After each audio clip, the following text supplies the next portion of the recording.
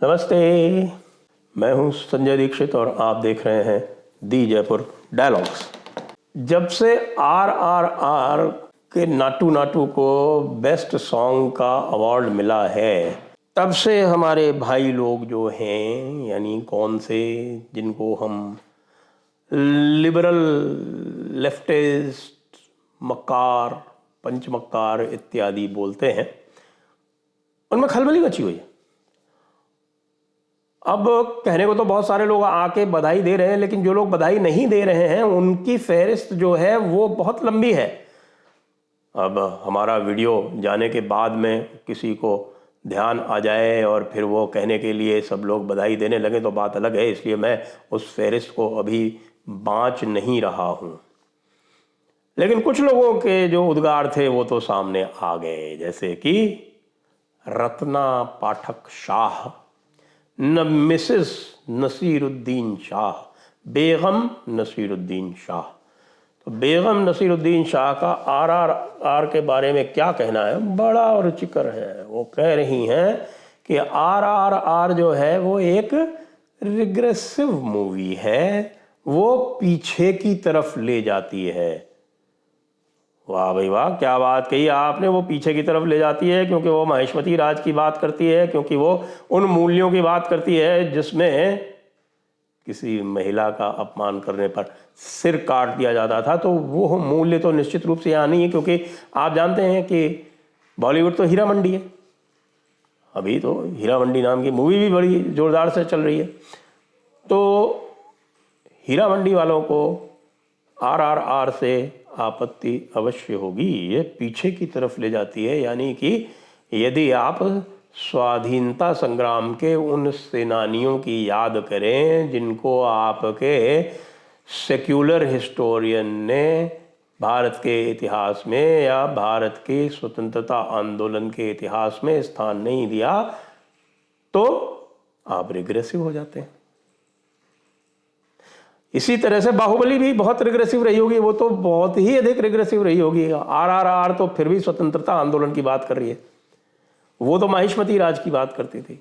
बाहुबली भी super duper hit थी, RRR भी सुपर डुपर हिट है, अब तो ऑस्कर भी जीत गई है। ऐसा काम जो बॉलीवुड की किसी मूवी ने नहीं किया।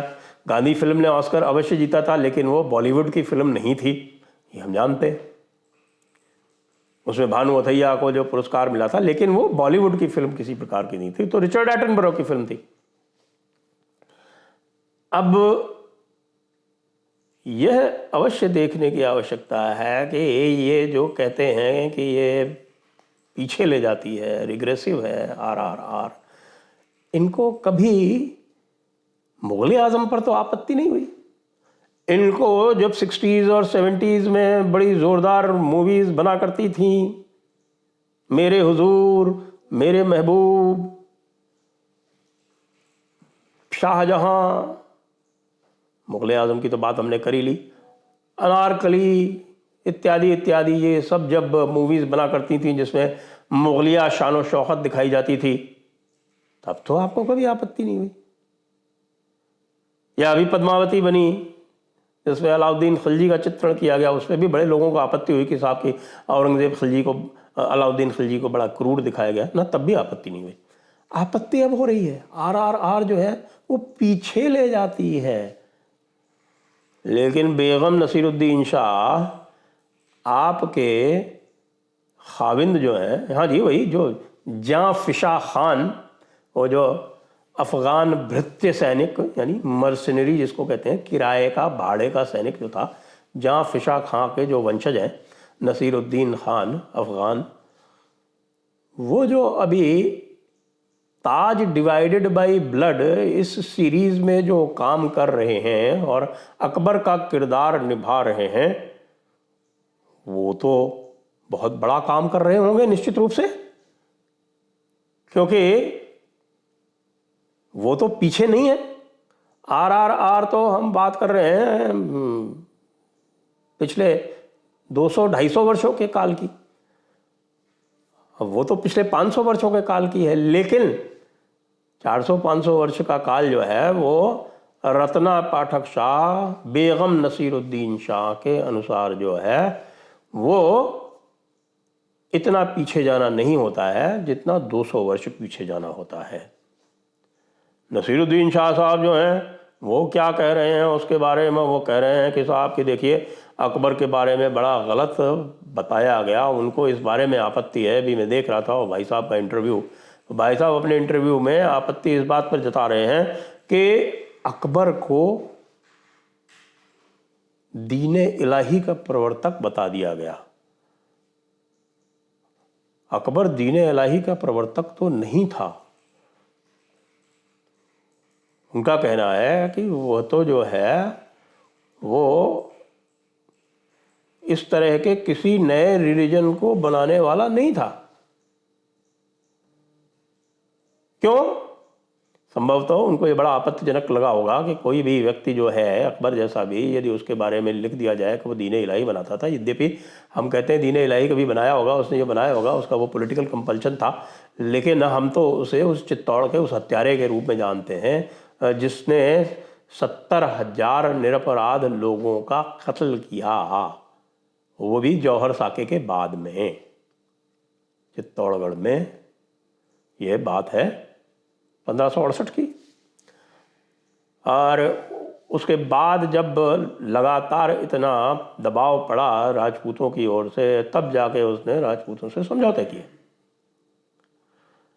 और उन समझौते को फिर सुलह कुल का नाम दिया। और सुलह कुल को बाद में लोगों ने कहा कि साहब ये दीन इलाही था। तो हमारे हुजूर नसीरुद्दीन शाह साहब को बड़ा नागवार गुजरता है ये। उनका कहना है कि नहीं साहब कि अकबर तो जो पक्का मुसलमान था। ये बात सही है कि उसने खलीफा का खुतबा पढ़ना बंद करवा दिया था मस्जिदों में और ख़ुद का खुतबा चालू करवा दिया था। तो इससे बहुत सारे जो पुराने मुसलमान हैं उनको बड़ी दिक्कत है, और ख़ास तौर से अफ़गानिस्तान वालों को तो दिक्कत होगी ना, तो क्योंकि वो तो आज भी खलीफा के नाम का दम भरते हैं।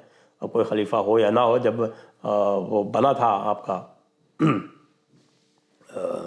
खलीफा सीरिया में, तब तो इन लोगों ने उसको बायत भी दिया था, बाया भी दिया था, यानी कि उससे लॉयल्टी भी करी थी, उसको लॉयल्टी भी बख्शाई थी। तो इनके लिए तो बड़े दिक्कत की बात है, इनके लिए बड़ी तकलीफ़ की बात है कि अकबर ने खलीफा का वजूद नकार के और ख़ुद के नाम से खुतबा पढ़ना शुरू करवा दिया। आजकल ये लोग क्या कर रहे हैं इसके बारे में जानकारी मैं कर रहा हूँ, सुना है कि ये वापस किसी खलीफा के नाम से खुतबा पढ़ने लगे। भारत के नाम से नहीं पढ़ते खुतबे, इनका हमेशा का यह है, उम्मत जो है वो सदैव भारत के बाहर देखती है। भारत उसके लिए एक जीती हुई जगह है, एक जहाँ अंग्रेज़ों के कारण, अंग्रेज़ों से इस वक्त बहुत नाराज़ रहते हैं ये लोग कि साहब कि अंग्रेज़ों के कारण इनको जो है वो भारत का इतना बड़ा भूभाग जो है वो हिंदुओं को देना पड़ गया। उनके इंसाफ से पूरा का पूरा हिंदुस्तान इन्हीं का था। इसीलिए आप देखते होंगे कभी तौक़ीर रज़ा बोल जाता है, कभी कोई XYZ बोल जाता है। मौलानाओं के दिल में ये ख़लिश हमेशा रहती है कि भारत जो है वो इंडिपेंडेंट कैसे हो गया, यहाँ पर हिंदू राज्य कैसे स्थापित हो गया। ये तो दौरे खलीफा था, दौरे खिलाफत था। तो दौरे खिलाफत में तो मुसलमान राज ही वापस इनको इस्टेब्लिश यहाँ पर करना है, इसीलिए इनको ग़ज़वा हिंद करना है। तो अकबर से सख्त नाराज़ हैं इस बारे में कि उसने दीन इलाही चलाया। कह रहे हैं कि नहीं चलाया, अकबर बड़ा अच्छा आदमी था, लेकिन जब तक कि वो पूरी तरह से मुसलमान था। फिर वो बाकी जो मुग़लिया शान शौकत है उसके बारे में बात कर रहे हैं। तो हमारी बेगम नसीरुद्दीन शाह को कभी तकलीफ़ नहीं हुई, कभी उन्होंने नसीरुद्दीन शाह से ये नहीं कहा कि ऐ जाफ़शा ख़ान के वंश वाले तुम नसीरुद्दीन शाह, तुम इतना पीछे क्यों जाते हो। नहीं, वो तो गंगा जमुनी तहज़ीब है, और गंगा जमुनी तहज़ीब से ही तो ये भारत रोशन है। भारत में रोशनी ही गंगा जमुनी तहज़ीब से आई है। अगर कहीं गंगा जमुनी तहज़ीब ना होती तो भारत तो होता ही नहीं। यही तुम लोग बॉलीवुड में सिखाते हो, और यही जो मिथक है वो RRR ने, बाहुबली ने, KGF ने, कंतारा ने, कश्मीर फाइल्स ने ये मिथक तोड़ दिए हैं। यहाँ तक कि जो बेस्ट डॉक्यूमेंट्री का जो अवार्ड मिला है दी एलिफेंट विस्परर को, वो भी जो है वो पूरी तरह से भारतीय परिवेश में घुली मिली एक डॉक्यूमेंट्री है, जिसमें एक अनाथ हुए हाथी के छोटे बच्चे को कैसे वहाँ की जो जनजाति है वो उसको पला बढ़ा पाल पोस के बिल्कुल अपने घर के सदस्य के रूप में बड़ा करती है। इसका चित्रण है, 39 मिनट की केवल वो डॉक्यूमेंट्री है। और उसको भी इस संवेदनशील सेंसिटिव विषय का चित्रण करने के कारण ही चुना गया प्रथम पुरस्कार के लिए। इसमें भी आपका जो एजेंडा है, सेक्युलर एजेंडा, वो कहीं नहीं आया। अब यही इसी के स्थान पर कहीं कुछ इस प्रकार का होता कि जो हाथी जो हैं, जो मंदिरों में जो लाए जाते हैं, जिनकी सवारी निकाली जाती है, उनके ऊपर कैसी क्रूरता होती है और उनको मंदिरों से क्यों हटाया जाए, इस प्रकार की कोई विषय वस्तु होती तो निश्चित रूप से रत्ना जी को आनंद आता। ये वही तो है ना जो करवा चौथ का मजाक उड़ा लेती हैं कभी। अरे भाई, तुम करवा चौथ का मजाक उड़ाने वाली होती कौन है भाई? तुम तो जाफिशा खान के वंश की हो, और जाफिशा खान को हम कुछ नहीं समझते। जाफिशा खान, जैसा मैंने कहा, मर्सनरी था, भाड़े का सैनिक था, और तुम लोग जो है वो इस हीरा मंडी में भाड़े पर बिकते हो।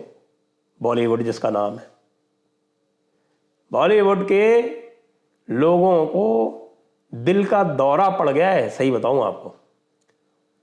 जब से RRR का यह गीत जो है वो ऑस्कर के लिए बेस्ट सॉन्ग के रूप में अवार्ड दिया गया है, दिल का दौरा पड़ा हुआ इनको।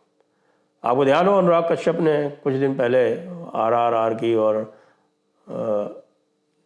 आपके उनके जो निदेशक हैं उनकी तारीफ की थी, तो ये भी तो उसमें ये उनकी जो दिल का दर्द छलक आया था। वो ये कह रहे थे कि इनको तो हॉलीवुड चला जाना चाहिए। क्यों? जिससे बॉलीवुड के लिए स्थान खाली हो जाए। इस समय तो साउथ की फिल्में जो है वो इतना इनको कंपटीशन दे रही हैं, इतनी इनको प्रतिस्पर्धा दे रही हैं कि इनकी इतनी फिल्में कहीं टिकी नहीं रही।